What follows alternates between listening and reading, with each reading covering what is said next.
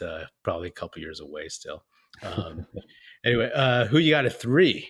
I'll put the Warriors solidly at 3. I think if they're healthy, they're I think they could approach. I mean, it's 50 is almost out of the question. I'll knock on wood for that.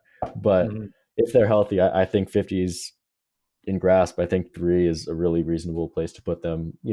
Given that, if they're following recent trends, they're going to rest guys on back-to-backs. They're going to rest the vets. They're, they know, we know that this regular season is not the most important time of the year for them.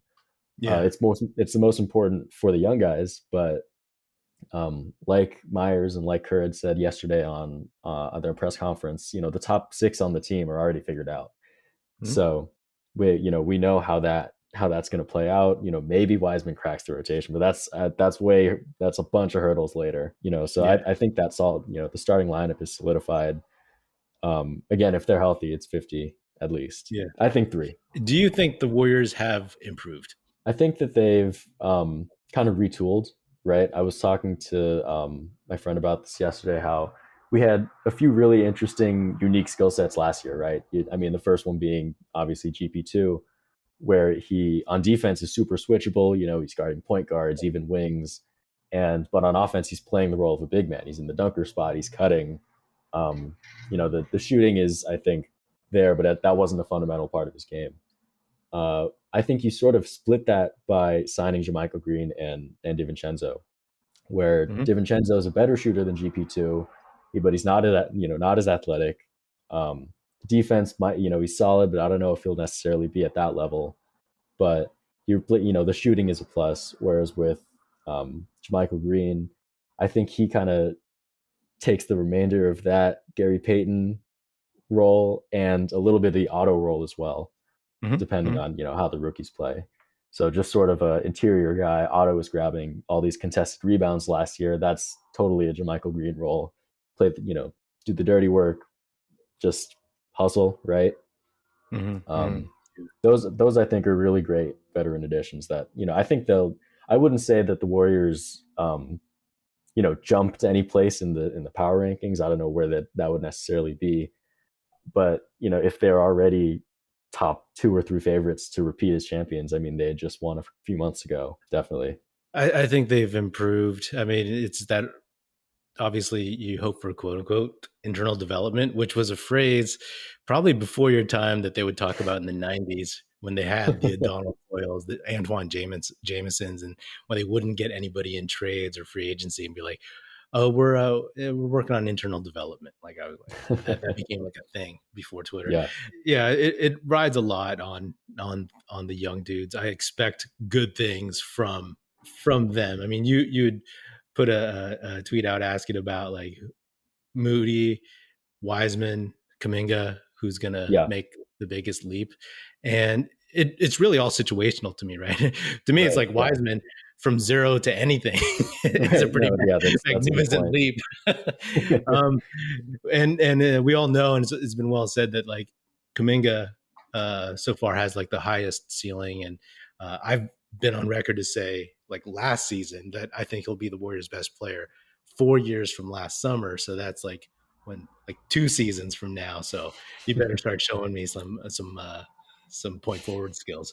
And with Moody, it's a thing where he's pretty clear on what his role is, and he's such a professional, just like comes to work with this briefcase kind of thing, and he knows how to I feel like he's more trusted and whatnot.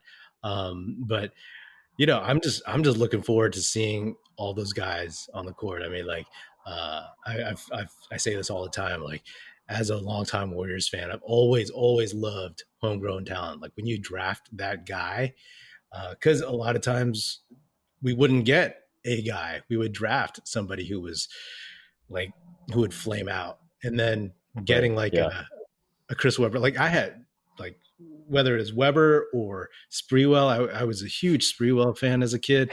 And then having Gilbert Arenas, that was one of the biggest heartbreaks of my life. That was like pinnacle Warriors, just bad luck and bad management type stuff. So like when I see these dudes, it's like, like these are our guys, and you just want them to succeed. And sometimes it clouds your judgment, but like I believe in these dudes, and I think that you already talked about, and I've talked about this before too, like GP2 and DiFincenzo and Jamichael Green and Otto Porter Jr. Neither of them are like the same, but they're both better and worse than those guys in other places, right? Right. And in terms of the on ball stuff that Gary Payton gives you, that he's going to give Dame Lillard now, Hmm. you'll just have to figure it out, right? Like you have a healthier Clay who isn't as young or as spry, but he can give you minutes. Wiggins can give you minutes. Kaminga can give you minutes.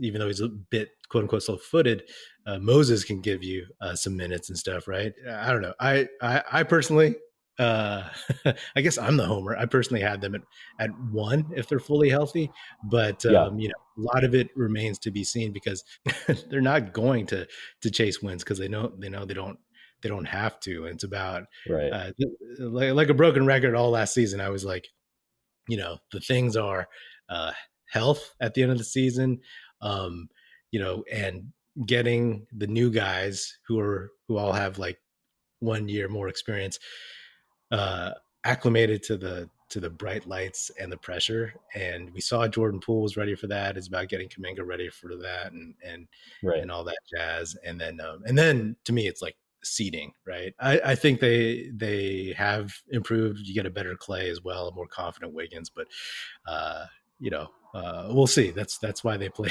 That's why they play the games, I guess, right? Yep. Yep.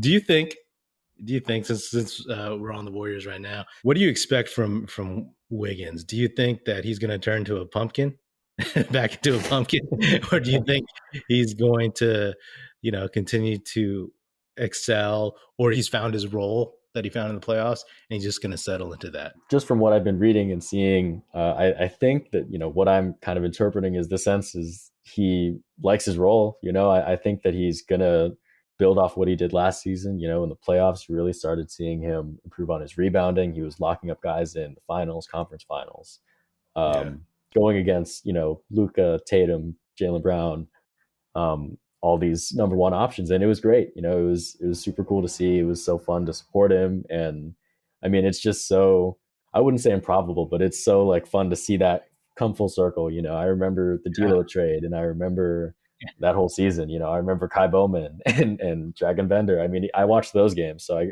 that's probably the most suffering I've gone through willingly. That's my side note. But That's your taste of the '90s, right there. but no, I love him on the team. I think he's gonna build off what he had last season. I don't know if he necessarily is gonna score more. I think he is gonna pick his spots. He really started getting to like a sort of low mid post thing, kind of a jump thing when he has the size advantage. I'd love to see that more because you love seeing him play physically. Yeah, no, I'm positive, optimistic. Feel good about Wiggins. He's good. There's all this chatter, right? Like the storylines that started over the summer of how are they going to keep these guys and cap space, luxury tax, all this stuff. And the Definitely. three people they talk about are Wiggins, Poole, and Draymond. Out of those three, who would you be okay losing? How do you think this is going to play um, out? I think that Poole is the one they're most likely to lose. I'll put it that way. I think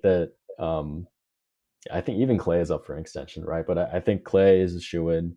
Wiggins, I'm optimistic on. Again, if he performs well and the team is where it should be, and I think I just think he would stay in the situation. Mm-hmm. Um, but with Poole, you might have seen these reports on Bleacher Report or anything on how they're going to start talking to his representatives as soon as they get back from Tokyo, right? And they're Yeah. playing those first games in Tokyo versus the Wizards in a week, right? Less than a week, 6 days. So, I mean, I think if they are unable to sign Poole to an extension by the time the season starts, it's risky because I think he's going to play well. I think he's going to look really good, and he might play himself out of their budget, right?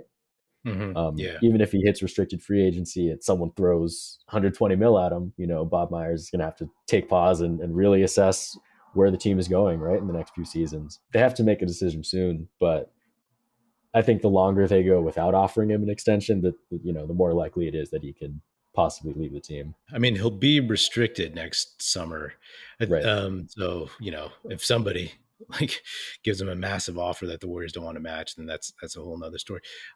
Which two would you want to keep the most in Yeah. terms of like on the court stuff? Who would you be less willing to let go of? A lot of people, I feel like, would say Draymond just because the woes on offense that are well documented. But I mean, if I really, really had to pick him, Wiggins is probably the one whose role could be most easily kind of reshuffled around and Mhm. dispersed among whoever else they get back in some type of trade or even internally. I mean, they have someone like Kuminga or even Moody on the wings, right? I think Draymond just adds too much value defensively. I think that considering moving off him would be really, really bad. I don't like that at all. Um, Yeah. I know that again, people are flaming his offensive woes in the playoffs and how he's not able to shoot and whatever. But I mean, you watch the last two games of the finals, you watch any of the playoffs from the last few years. It's I don't know, man. It's undeniable. I don't want to lose him off the team. So Yeah. Yeah. my Yeah. my Yeah. reluctant pick would be Wiggins, but I think that again, most likely to lose would probably be Poole. Yeah, I agree. Like I've said, like it's Wiggins because they have other dudes who can play that role in the future. They're set up with Right. dudes like Kaminga, like Moody, who's 6'6" with a 6'11" wingspan, and Poole is so important because name me one other guy in the league who can play both Clay's position and Steph's position in the Warriors offense without missing a beat at this point, right? Like Hmm. he's obviously not them, but like who else can do that? When Steph was out, he played that role. When Clay was out, he played that role. And Right. defensively, sure, he needs to get better. But if you want to keep this going, and if you want to rest those older guys, then he's huge. And then also, yeah, I mean, I agree with you, the Draymond man. Like you just like, can you imagine Steph's reaction if you let go of Draymond? You got to keep him somehow. I think yeah, any of those three guys are kind of a package deal to me. I think any one of those OG three guys departs and it's like a significant WTF moment, right? For the Yeah. front, for everyone. Yeah, we saw like when Draymond's out for 3.5 months and they were, listless. They didn't have like who else on this team talks like Poole talks, but he's not Draymond. Clay Right. chirps a little bit, but it's just Clay. But like you need obviously the heart and soul quotes that everybody talks about.